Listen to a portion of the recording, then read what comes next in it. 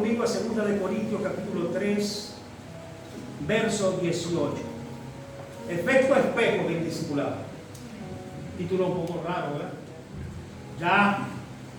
Dice así la palabra: por tanto nosotros todos, ¿cuántos? Todos, mirando a cara descubierta como en un espejo. Mira, ahí está el título. Como en un espejo la gloria del Señor, somos transformados. La palabra transformado aquí es metamorfosis. Es lo que se produce, ¿verdad?, en la transformación del gusano a la mariposa.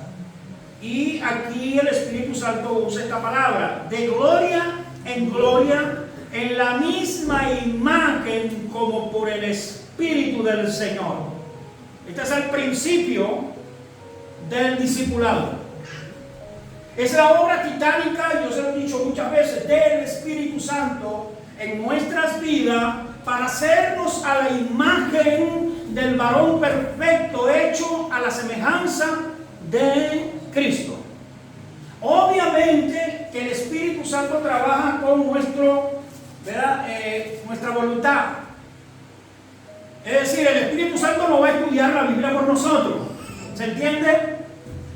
Si usted y yo no cogemos la Biblia, así como también un día de culto no puede competir con 6 días de trabajo y de lo que sea, tampoco puede competir un ratito aquí de Biblia con 6 días sin Biblia. Y voy a decir esto, y usted sabe que nosotros creemos firmemente 100% en el poder de la oración, aunque usted esté orando. La oración le va a traer revelación. La oración es tan importante que dice que Dios nos llamó a la comunión con su Hijo Jesucristo. Pero la comunión tiene que ver con la oración y con la palabra. Si permanecieses en mí y mis palabras permanecen en vosotros, entonces pedid lo que quiera. ¿Dónde está como prioritario ahí ese verso, la palabra? Permanecer. ¿Cómo está? Si permanecieses en mí y mis palabras permanecen en vosotros, entonces, ahí está la oración. O sea, usted no puede orar sin leer y estudiar la palabra. Y sobre todo, como les dije, en este tiempo donde tantas falsas doctrinas disfrazadas, donde tantos maestros disfrazados, donde tantos apóstoles disfrazados, con iglesias hasta de 3,000 y 10,000 miembros, se está predicando falsas doctrinas. Y si no somos capaces de estudiar las Escrituras, de tener un conocimiento fundamental en el fundamento del Evangelio del Reino de los cielos, podemos ser confundidos, podemos ser engañados.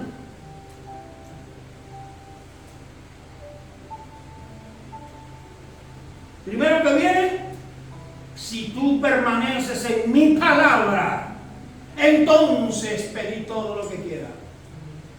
Y repito, para que no se me confunda, la oración es tan importante como el estudio de la palabra. Pero por alguna razón que sabe Dios, el Señor puso la palabra primeramente. Y si esto lo hacen, entonces piden oración. Porque si no tenemos palabra, usted incluso puede pedir mal.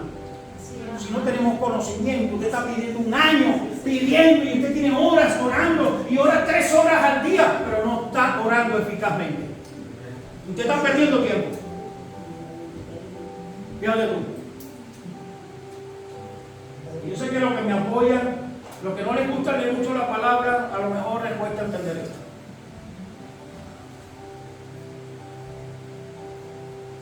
Si no existiera la palabra, nosotros no podemos ser redirigidos solo por la oración. La oración tiene un fundamento y tiene una recompensa, por decir así. O sea, tiene un fruto. Y la palabra tiene otro. Y ambos Le dije hace rato, ¿tú sabes qué? ¿Qué tiembla el enemigo? ¿A qué le tiembla el enemigo? Escrito está. El ejemplo de Jesús no nos deja. Escrito está. Luego que Dios obviamente le da poder a la iglesia, y estas señales seguirán a los que creen en mi nombre, echarán fuera demonios. Claro. Pero ¿cómo fue el método de Jesús? Escrito está. No es lo mismo que usted reprenda un demonio sin conocimiento bíblico a tener conocimiento, porque de repente un demonio eso le habla y lo puede confundir. ¿Qué hizo Satanás? ¿Ah? Lo engañó, ¿verdad? Le dijo, escrito está, tírate, porque los ángeles te recogerán. El que no conoce de la Biblia dirá, oye, ¿verdad? Sí dice el Señor. No, Jesús le dijo, pero escrito está. Escrito está también, no tentarás al Señor tu Dios. ¿Te das cuenta? Oye a Dios. Entonces, ¿cuál es el título de hoy?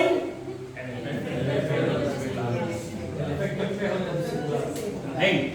Ahora, yo le voy a contar algo para que usted más o menos se dé cuenta de algo importante en cuanto al título y referente al discipulado. El discipulado es el reflejo del que llamas tú maestro.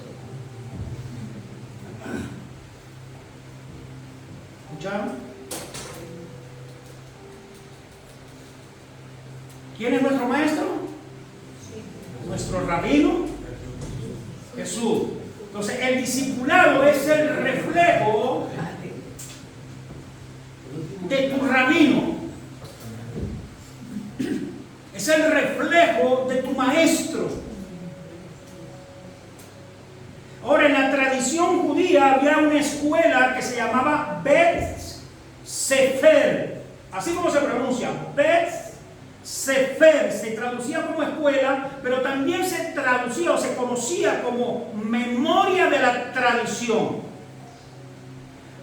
Mira, los judíos tenían claro que por encima de cualquier enseñanza estaba la enseñanza de la Escritura. Ya Josué lo había enseñado, Moisés lo había enseñado, pasaron el trabajo y las penas que pasaron por perder la tradición, y ellos ya estaban claros que no podían perder esto. En la mañana se lo dirás al joven, en la tarde también se lo dirás, la colgarás en tu cuello. Léase el Salmo 119 en su casa. Lo importante que era la palabra de Dios. En esta escuela, desde la edad de 5 a 10 años, iban los niños a aprender, como hoy en día. Y claro que aprendían matemáticas, claro que aprendían historia, claro que aprendían lengua. Pero había una materia que era de suma importancia. Y era que ellos, de 5 a 10 años, tenían que aprenderse la Torá de memoria. La Torá hablaba, era de los Pentateucos. ¿Cuál es el libro del Pentateuco? Los libros del Pentateuco. Los primeros 5 libros. Ellos tenían que aprendérselos de memoria. Esa era la mayor escuela. ¿Qué le parece? Algunos dirán, ay, pero eso es demasiado, los chicos hay que dejarlos jugar, a los chicos no hay que forzarlos, es una maldición del siglo XX, del siglo XXI. Si usted no aprovecha al niño, mira, los niños tienen la capacidad de aprender lo que usted no aprende en esa edad. Son unas esponjas. Y ellos lo sabían. Ellos sabían lo que era el conocer las Escrituras, porque eso le daba seguridad de que ese hombre, esa mujer, iban a vivir correctamente. Iban a tomar decisiones correctamente. Obviamente que como seres humanos se iban a equivocar. Obviamente que cuando terminaban estudios a los 10 años, no todos eran candidatos para seguir la escuela. La siguiente escuela, esto es algo importante para aquellos que están apuntando, porque aquí hay un poco de exégesis, que es la historia, conocer la historia de aquellas cosas que nosotros no conocemos y que por eso se hablaron palabras que hoy en día usted y yo no entendemos. Entonces, al cumplir los 5 años, perdón, los 10 años, pasaban a otra escuela. Esa escuela se le llamaba Bet Talmud. Bet Talmud. Y hacían ceremonias como esta. Agarraban a los discípulos, agarraban a los estudiantes, porque un discípulo es un seguidor de un maestro. Entonces lo cogían y agarraban miel y se le dejaban caer en la boca y lo bendecían y le decían que así como sientes el dulzor de la miel en tu paladar, así sientas el dulzor del estudio de la Torá, el estudio de la palabra, que le enseñaban a amar las Escrituras. La pregunta mía, ¿estamos enseñando a nuestros hijos las Escrituras? Y después nos quejamos. Ay, que muchacho era un mente que... Repito, obviamente que como seres humanos nos vamos a equivocar. Pero por eso la Biblia dice, instruye al niño en qué? En la matemática, en la ingeniería, eso es también. Por eso le digo, pero lo principal que ellos tenían claro era el enseñarles el amor hacia las Escrituras, la pasión a las Escrituras. Entonces, este estudio del Bet Talmud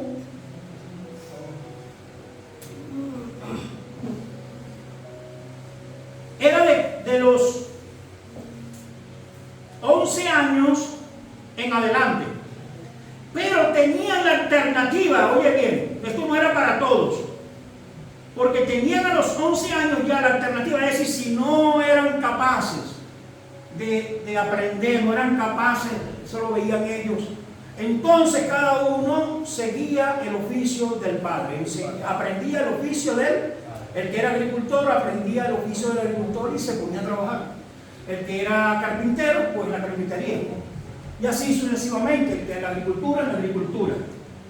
Pero los que sí ellos veían que tenían madera, que podían grabar capítulos enteros en su memoria, al cumplir los 15 años iban a otra escuela que se le llamaba Bet Midrash. Bet Midrash termina en SH, Bet, B-E-T, Midrash, SH. Y aquí es donde yo quiero detenerme. Hice así un poquito para también aprender un poco acerca de el método que tenía y que tiene Israel para eso tan importante como es el discipulado. Estos estudiaban desde los 15 a los 30 años y consistía en escoger a un rabino para aprender las interpretaciones de él, los puntos de vista. Aprendían aún hasta cómo caminaba, cómo se conducía. Era tan importante, oiga bien, era tan importante para las familias que despedían a su hijo, porque no había un honor más grande que el hijo pudiese seguir a un rabino.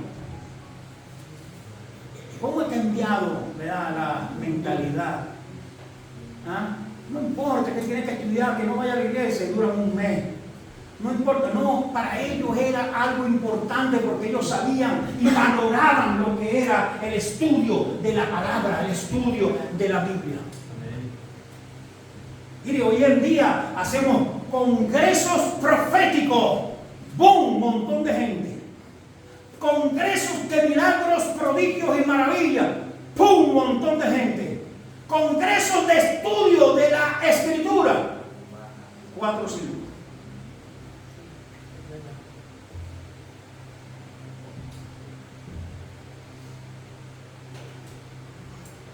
Y obviamente que todos aquellos tienen valor, pero cuando le quitas valor a algo que tiene tanto valor, entonces hay que señalarlo.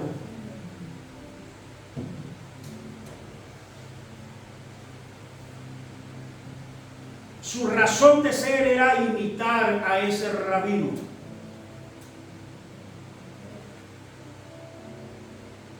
Su eslogan era llevar sobre los hombros el yugo del rabino. ¿Tú sabes cómo bendecían a la familia? La familia, a ese hijo que había decidido escoger un rabino para seguir sus pisadas, sus enseñanzas, su doctrina, sus revelaciones, sus interpretaciones. ¿Sabes qué hacía el padre? El padre lo cogía y lo ungían de aceite y ponían las manos sobre él y le decían, fíjate estas palabras, le decían, que el polvo de tu rabino cubra tu rostro. ¿Sabe lo que quería decir eso? Porque el discípulo seguía a su rabino donde quiera que fuese. En el tiempo del Señor no habían asfalto, las calles eran de tierra. Era un privilegio que el discípulo se llenara del polvo que sacaba las sandalias del rabino. ¿Qué le parece eso?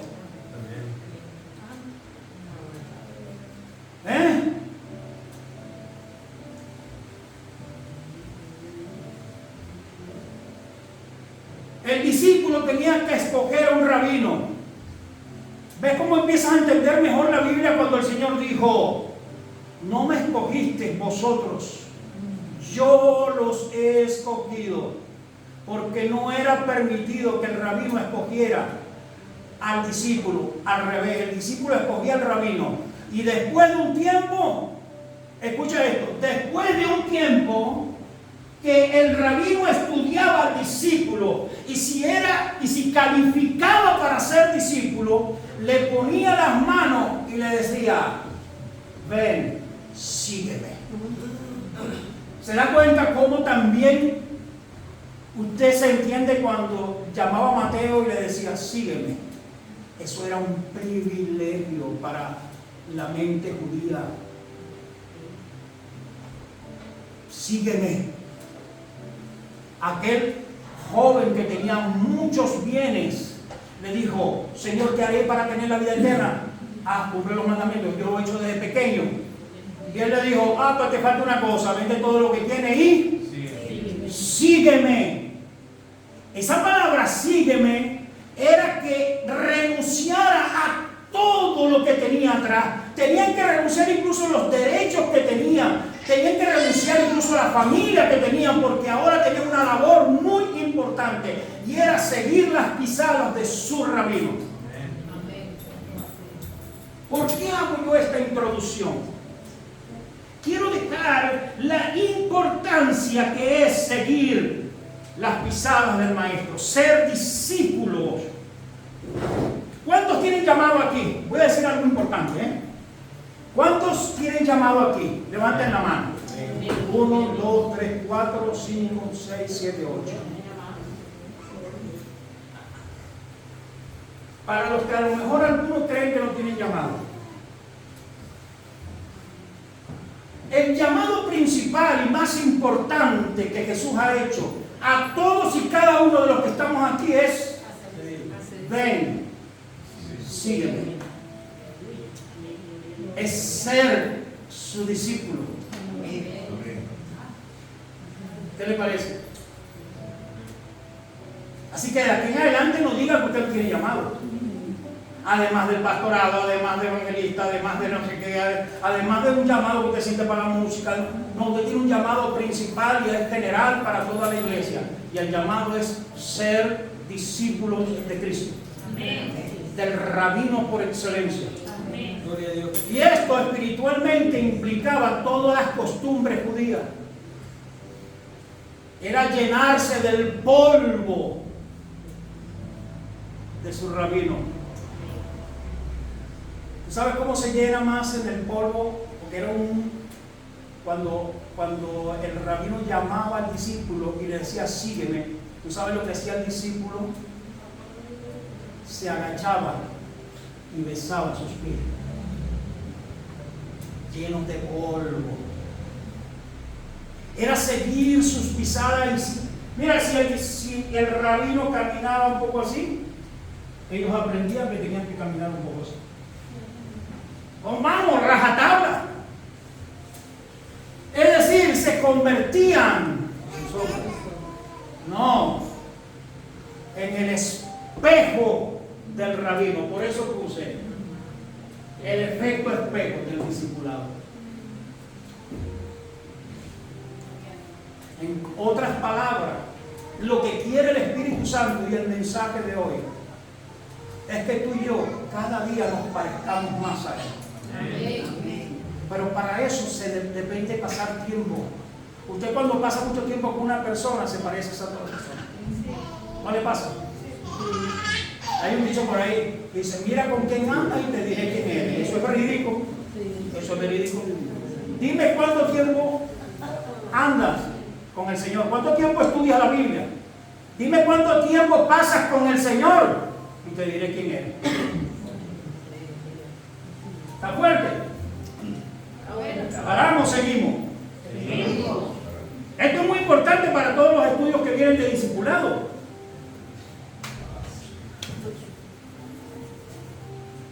¿Aló?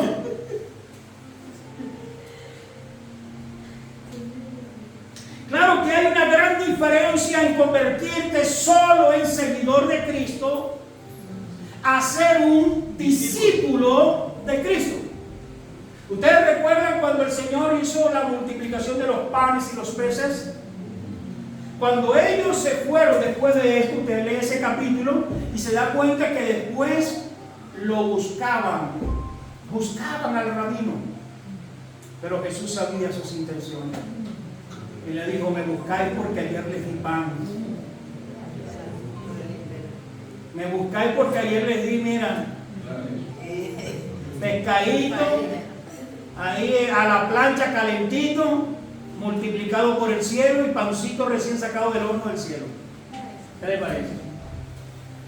Entonces no es lo mismo seguir, estos seguían en multitudes a Cristo. Pero los discípulos tenían una demanda de parte del Señor.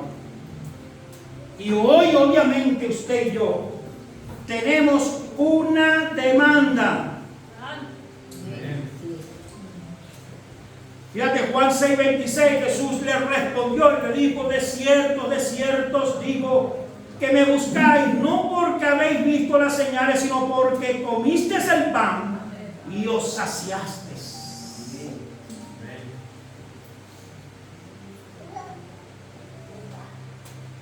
¿Cuánta gente? ¿Cuántas veces? Voy a cambiar la cosa. No solamente cuánta gente anda en la iglesia solamente siguiendo a Cristo de una forma interesada, sino cuántas veces nosotros como hijos de Dios hemos caído y hemos pasado de ser discípulos a ser seguidor de Cristo. O sea que solamente lo que nos interesa, de una forma egoísta, para orar, para todo es verso a verso. Verso a verso. ¿Tú sabes cuál es la marca de un discípulo?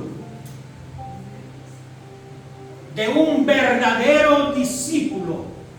Así como Cristo dice que vio a Andrés y le dijo, este es un verdadero israelita, que no hay mentira, no hay engaño en él. ¿Y de dónde me conoce? Y el Señor le dijo, cuando estabas en la higuera te conocí. Y él estaba solo en la higuera. Le repetamos. Tremendo. Pues lo mismo pasa. ¿cómo puedes tú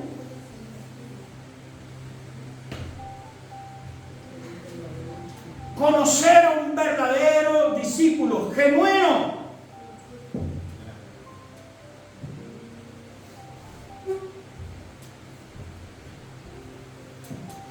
Se lo voy a decir.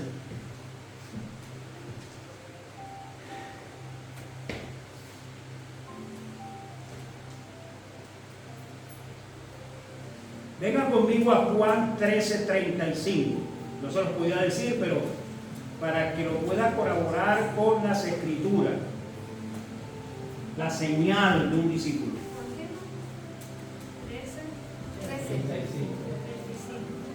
¿Cuál es la señal de un... ¿Cuántos son discípulos de Cristo? Amén.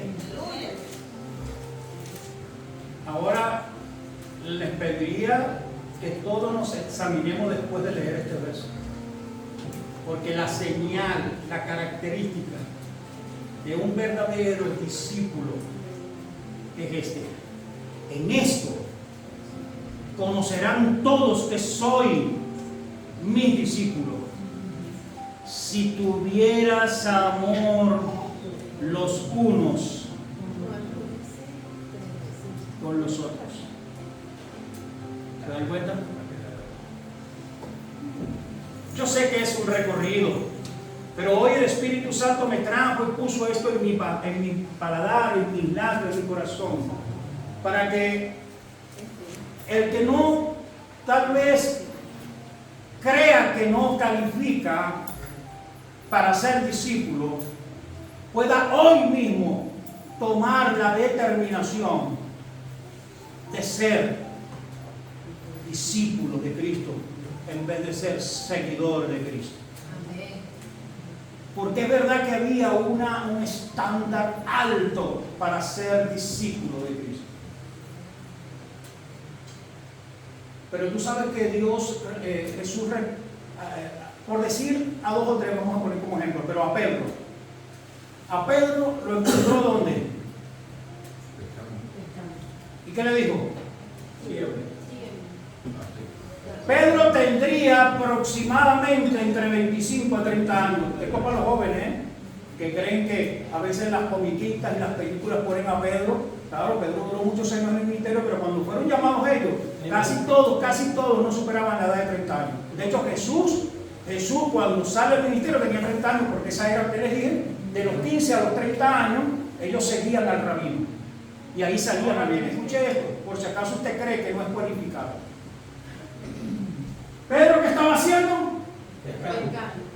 Eso quiere decir que Pedro no fue cualificado o calificado. En la escuela, cuando lo suspendieron, siguió la instrucción de su padre. Porque estaba haciendo ¿qué? El oficio del padre. El oficio del padre.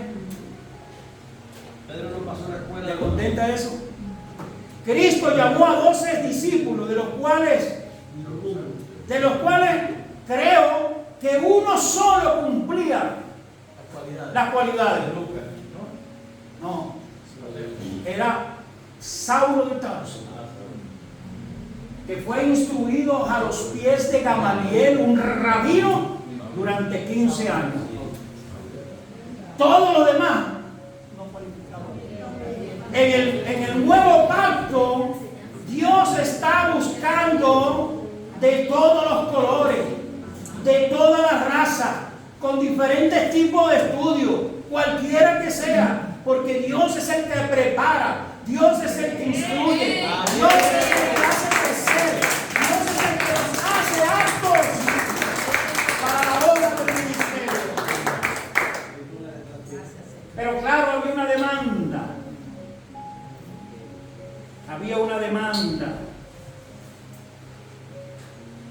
Y la demanda pues sigue siendo fuerte.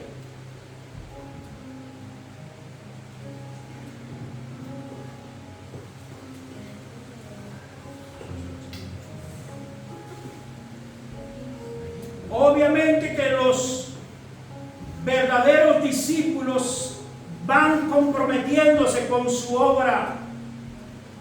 Los que siguen solo a Cristo, pues vendrán solamente un domingo y ahí que te van.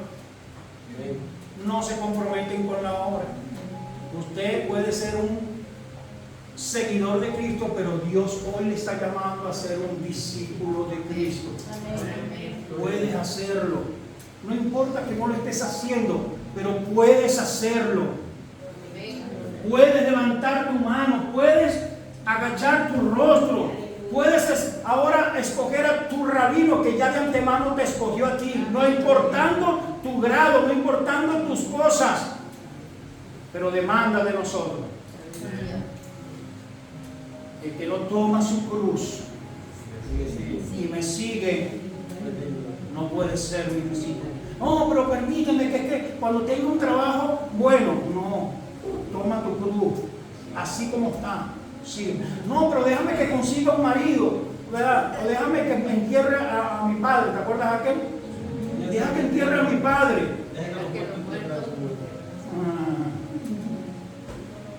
Hay una demanda.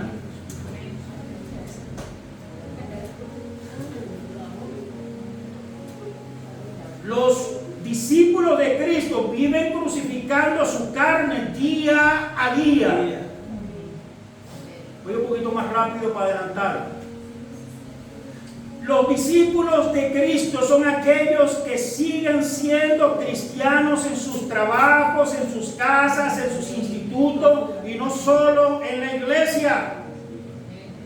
Porque si no fuesen entonces un seguidor de Cristo. Los verdaderos discípulos de Cristo tienen claras sus prioridades. Mateo 6:33, mas buscad primeramente el reino de Dios y su justicia, y las demás cosas vendrán. Los verdaderos discípulos de Jesucristo deben negar sus propios derechos por amor a Jesucristo. Mira lo que dice Jesús, atiéndame. 9:23, Lucas 9:23, y le decía a todos: si alguno quiere venir en pos de mí, niéguese a sí mismo, tome su cruz cada día y sígame.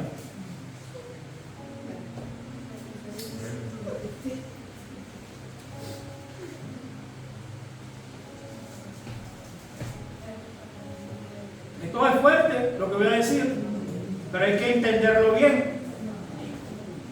Si alguno viene a mí y no aborrece a su padre y su madre y su mujer y su hijo, sus hermanos y hermanas y aún también su propia vida, no puede ser mi discípulo. ¿Ve que es una elección? Él nos está llamando, pero tu elección es comprometerte.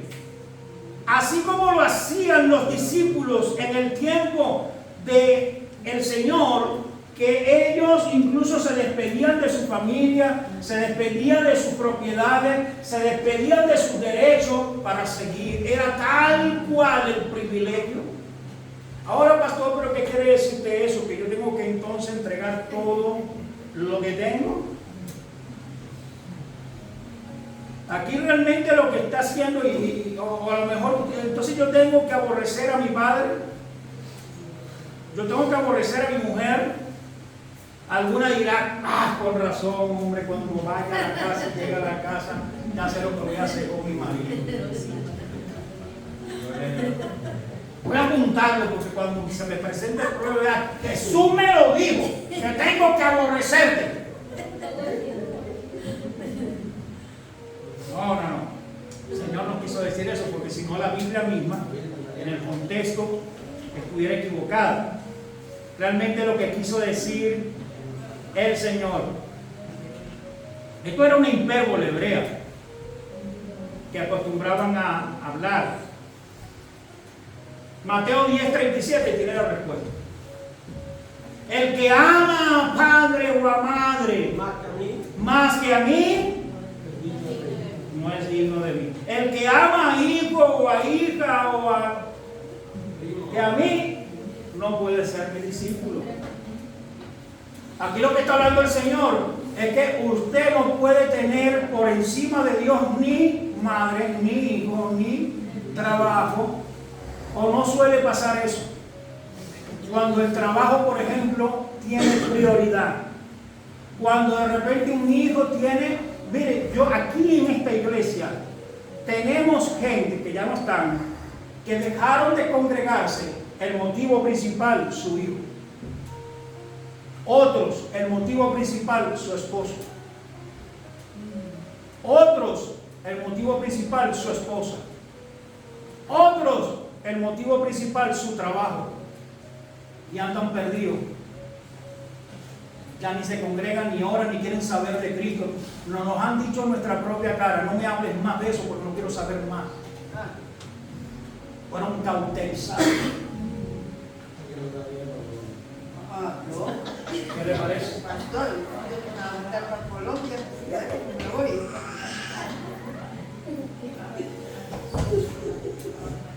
Entonces el Señor lo que está pidiendo es amar sobre todas las cosas.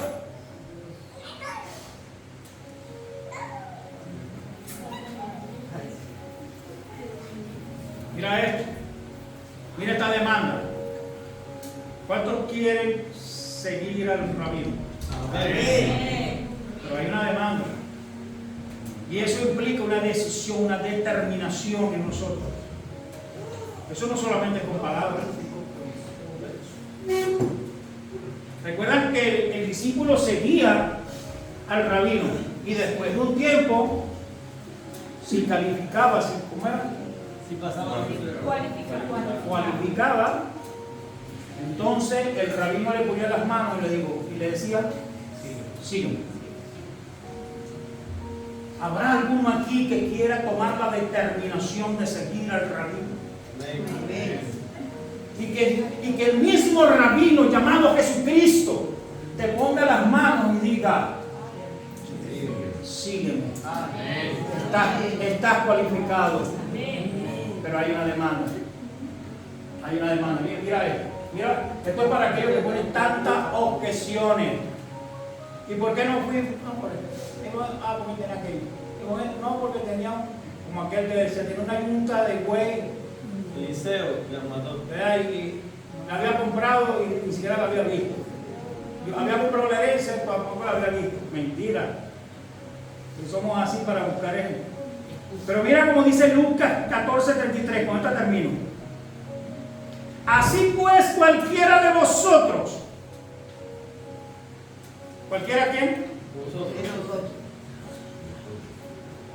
Que no renuncia a todo lo que posee,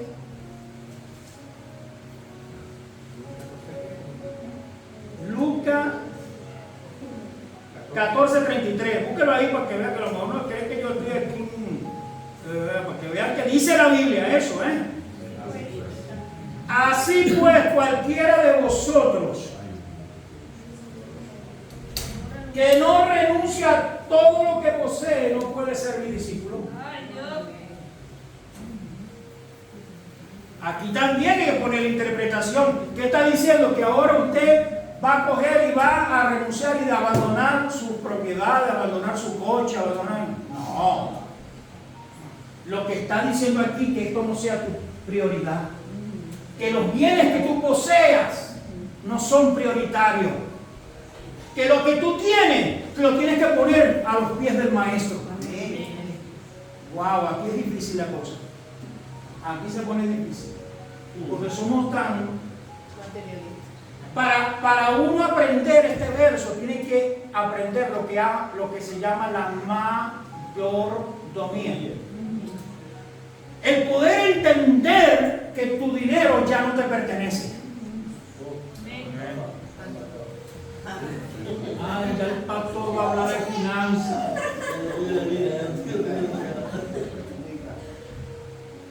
Es que tú llegas a entender que con tanto sacrificio hiciste tu casa, pero la Biblia dice que de Jehová es la tierra y su plenitud, el mundo y todos los que habitan en ella.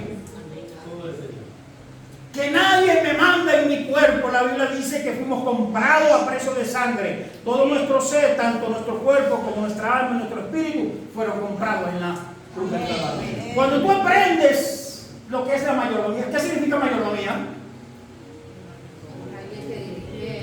¿Alguien qué? Alguien que dirige un Parece casi. ¿Alguien que qué? Alguien que ministra los bienes de otro. Cuando nosotros nos convirtamos en mayordomo, yo le aseguro que usted va a tener mayor bendición.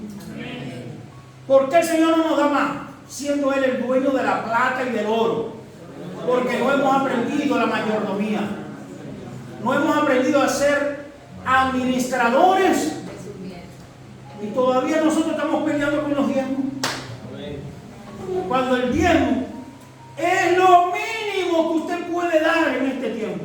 Porque ahora todo le pertenece al Señor. Nosotros tuvimos que aprender esto no con palabras. Cuando el Señor nos pidió la casa.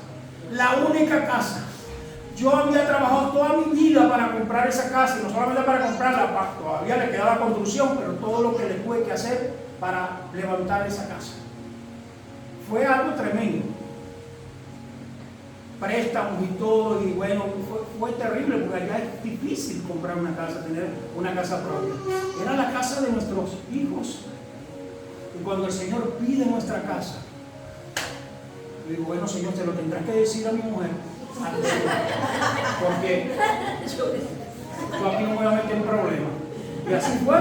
Yo tardé como 1 mes y medio, 2 meses, cuando le dije a la sabes que hace tiempo ya que vengo sintiendo esto y esto y esto y esto, el Señor me está pidiendo la casa para la obra y tal cual, pero yo he sentido lo mismo. No se diga más, hablamos con los pastores, hablamos con la iglesia, nosotros nos vamos, pero aquí va a quedar la congregación. En ese tiempo no había, después yo consiguieron un terreno y están construyendo hasta el día de hoy. Allá la cosa es difícil para eso, pero ahí está. Pero sacando el enfoque de la casa, ahí Dios lo que nos estaba enseñando era el principio de la mayordomía. ¿Qué tal si Dios te pide a ti la casa con cual te ha costado tanto construir? Ese lugar que te ha costado tanto y que lo atesoras tanto. Ay, Señor, Dios mío. Tiene que decir, háblame en todas partes para ¿Ah? ¿Qué tal si Dios te pide tu coche? ¿No? 2 veces nos pidió, el Señor nos enseñó esto, pero a punta de palo. 2 veces nos pidió el Señor el coche. En el ministerio hemos entregado 2 coches. Bueno, Dios también se ha encargado, porque el coche que está allí, que ha sido una bendición, eso no me pide sino agua y gasolina, no, ni agua tampoco. Ni agua me pide, ¿verdad? Entonces yo estaba yo pensando, ni de cuándo me han hecho agua. Y cuando vi, igualito, que voy a echarle agua. Para la gloria de Dios. Las gomas se las cambio cada 4 años, cada 3 años, un poco que ni se gasta. Bueno, tampoco ando mucho, pero lo que quiero decirle es que si Dios te pidiera y quiere enseñarte el principio de discipulado a través de la mayordomía, ¿qué? Fíjate cómo se lo pidió al rico. Vende todo lo que tiene y dáselo a los pobres. Y ven. Yo me pregunto ese verso, porque no se oye más nunca nada de ese joven. Desapareció de todo lo que vive. Pero yo me pregunto, si Dios da una recompensa para un vaso de agua,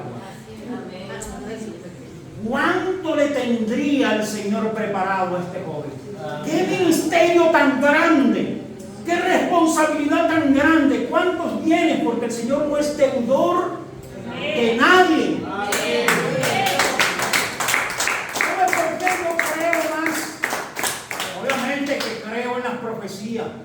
Y ustedes han sido testigos que el Señor nos va a entregar una casa. Pero ustedes, ay, que el Señor es, ay, que tan bueno. Sí, el Señor es bueno. El Señor es bueno. Pero yo entiendo que Dios no es deudor de nadie. Y allá arriba